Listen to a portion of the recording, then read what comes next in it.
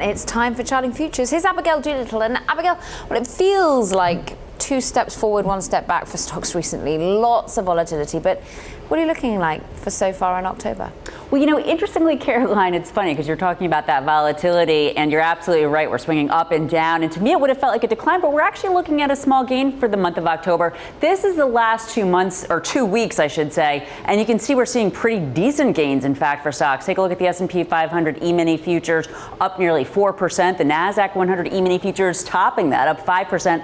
And then Haven assets through the future markets, the Japanese yen futures down 1.5% over the last 2 weeks, and bond futures also down. So over the last 2 weeks, even though it's been choppy and wild on headlines, right now we are looking at a risk-on tone, investors wanting in on stocks out of havens. Now, let's put this into the context of a longer-term E-mini future weekly chart. Over the last 2 years, we see a beautiful uptrend, although there's lots of range-bound chop in there, as you can see. What we're looking at down here is the 200-week moving average. In pink, we're looking at the 40-week moving average, which is essentially the equivalent of the 200-day moving average.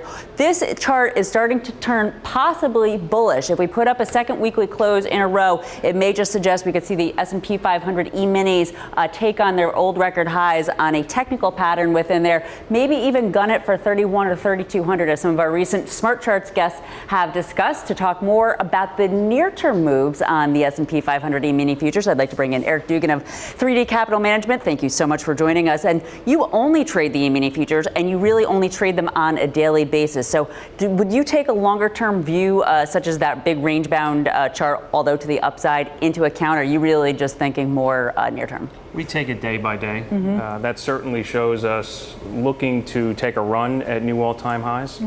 This whole move up in the last 2 weeks actually started in the Pacific Rim. I think we're going to go over a chart, and I can give you some idea of what we've been looking at over the last 2 weeks. Yeah, well, this is here's that chop, although, again, kind of up, surprisingly to me. It felt sort of bearish, but the bull's really taking it. Right, so I like to compare this to a train coming into a train station. You hear a bell, you see flashing lights, there's a warning.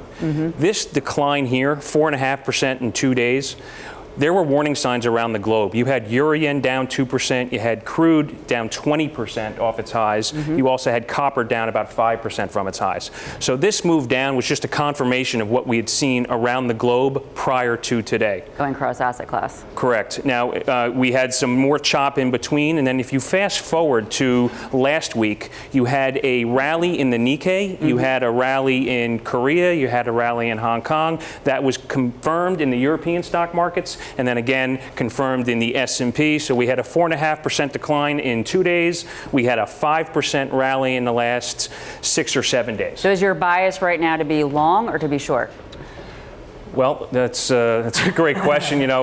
Secret sauce. Well, stay thirsty, my friend. Stay long and have some defense. The best way to play defense and make money in the stock market is when the stock market goes down, you sell it. It's not by buying stocks, small cap, large cap, multinational, emerging markets. They're all guaranteed a loss when the stock market goes down. Introducing more risk, gold, bonds, the same thing.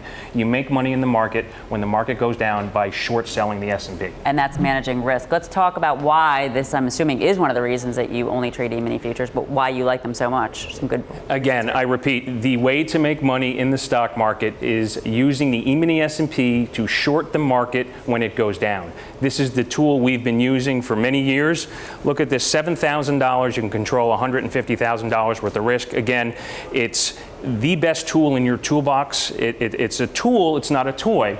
So it can, like a scalpel with a doctor, can save a life. A lot of leverage there. Yeah, it's a lot of leverage. You can save a life or take a life. So again, the leverage, the capital efficiency, the liquidity, it's regulated. It is by far the best way to protect yourself and your portfolio.